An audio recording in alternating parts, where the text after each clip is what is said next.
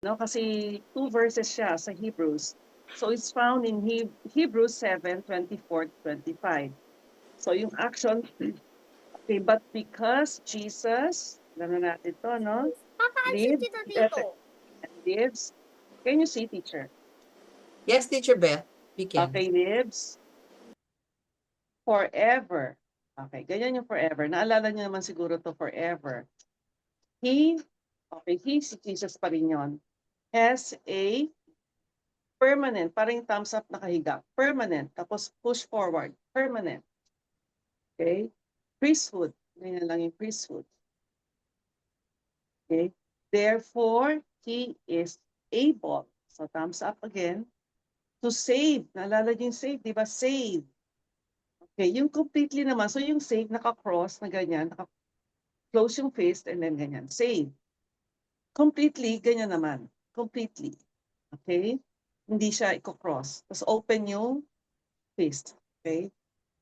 Completely. Those who come to God through Him. Because He always is like this. Always lives to intercede.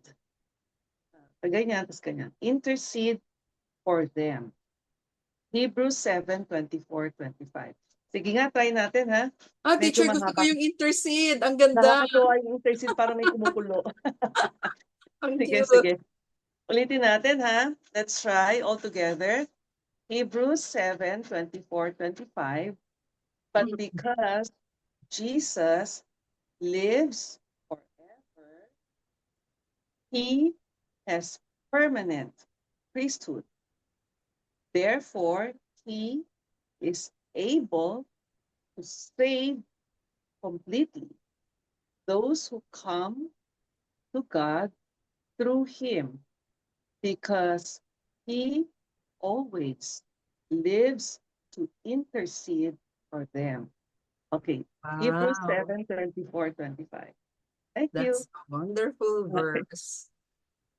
Yeah.